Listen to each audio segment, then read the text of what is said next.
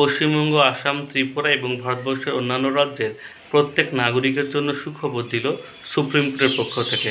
SIR অর্থাৎ voter ভেরিফিকেশনের যে প্রক্রিয়াটা চলছে, সেখানে আধার কার্ড এবং ভোটার কার্ডকে মান্যতা নথি হিসেবে মানার পরামর্শ দিয়েছেন সুপ্রিম কোর্টের পক্ষ থেকে নির্বাচন কমিশনের। তবে এর পরবর্তীতে নির্বাচন কমিশনার জানিয়েছেন, আধার কার্ড এবং ভোটার কার্ডকে মান্যতা নথি হিসেবে মানবে, এর সাথে আরও সাপোর্টিং ডকুমেন্টস দিতে হবে। তবে এর জবাবে সুপ্রিম কোর্ট জানিয়েছেন যে 11টি ডকুমেন্টস নির্বাচন কমিশনের পক্ষ থেকে জারি করা হয়েছে, তাহলে সেখানে কেন মান্যতা নথি হিসেবে অন্যান্য ডকুমেন্টস থাকবে না। অতএব কোনো মান্যতা নথি হিসেবে কোনো কিছুই লাগবে না, অর্থাৎ আধার কার্ড এবং ভোটার কার্ডকে মান্যতা নথি হিসেবে মানতে হবে, এমনই নির্দেশ কিন্তু সুপ্রিম কোর্টের পক্ষ থেকে নির্বাচন কমিশনারকে জানানো হয়েছে।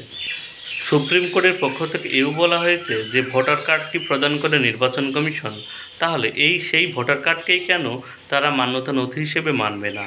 তাছাড়াও আধার কার্ড বর্তমান সমাজের প্রত্যেক মানুষের কিন্তু যে কোনো কাজে কিন্তু আধার কার্ড দরকার, এবং আধার কার্ড ছাড়া তার কিন্তু কোনো কাজই সম্পূর্ণ হবে না।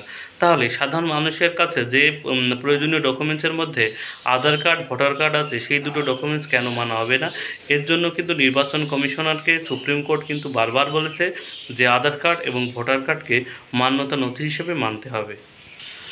তবে আশা করি নির্বাচন কমিশন সুপ্রিম কোর্টের এই কথা কিন্তু এইবার কিন্তু প্রথমবার না দ্বিতীয়বার বলছে, অর্থাৎ এর পরবর্তীতেও কিন্তু যদি নির্বাচন কমিশনার এই কথাটি না শোনে, তাহলে কিন্তু সুপ্রিম কোর্টের পক্ষ থেকে কিন্তু তৃতীয়বার কিন্তু অর্ডারের মাধ্যমে কিন্তু সেটা কিন্তু জানিয়ে দিতে হবে, এইগুলো কিন্তু মানতেই হবে।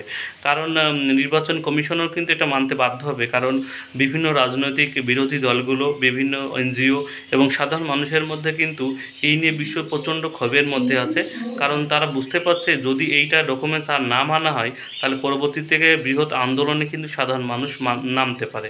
এই জন্য আশা করি নির্বাচন কমিশন সুপ্রিম কোর্টের কথা এবার কিন্তু মেনে নেবে, তারা আধার কার্ড এবং ভোটার কার্ডকে মান্যতা নথি হিসেবেই দেখবে।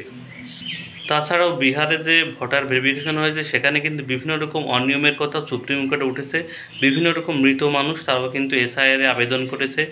তাছাড়াও যারা বিভিন্ন এখানে থাকে না, তারাও কিন্তু এসআইআরের আবেদন করেছে। এবং তাছাড়াও তারা অনেকে যোগ্য মানুষ, তাদের কিন্তু নির্বাচন কমিশনের পক্ষ থেকে তাদের ভোটার কার্ডটা কেটে দেওয়া হয়েছে। এইসব বিভিন্ন অনিয়মের ক্ষেত্রেও কিন্তু নির্বাচন কমিশনের উপর উঠেছে।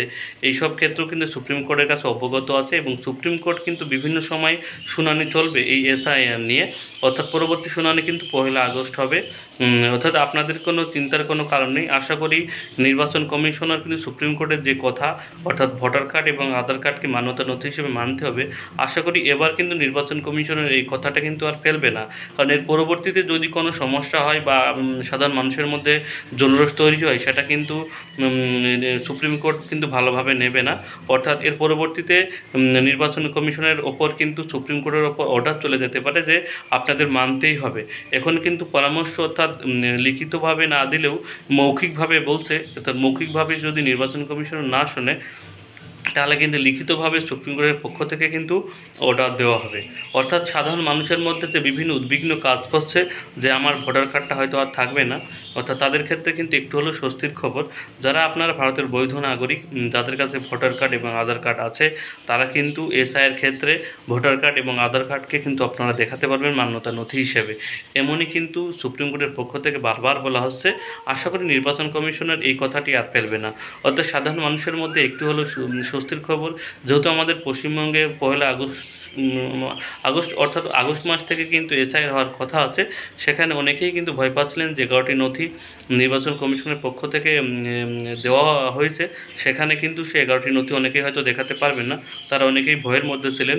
তারা একটু হলেও স্বস্তির খবর পেলেন যে ভোটার কার্ড এবং আধার কার্ডকে মান্যতা নথি হিসেবে দেখানোর পরামর্শ কিন্তু এইবার, আমি আবার বলছি যে দ্বিতীয়বার কিন্তু সুপ্রিম কোর্ট কিন্তু নির্বাচন কমিশনের কে জানানো হলো।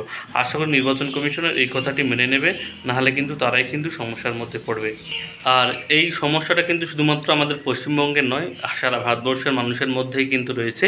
তারা কিন্তু এখন থেকে একটু হলেও এই খবরটা শুনে স্বস্তি পাবেন যে ভোটার কার্ড, আধার কার্ডকে মান্যতা নথি হিসেবে দেখানোর জন্য সুপ্রিম কোর্টের পক্ষ থেকে দ্বিতীয়বার বলা হয়েছে। ঠিক আছে, এই খবরটা কিন্তু আজকে এইটুকুই ছিল।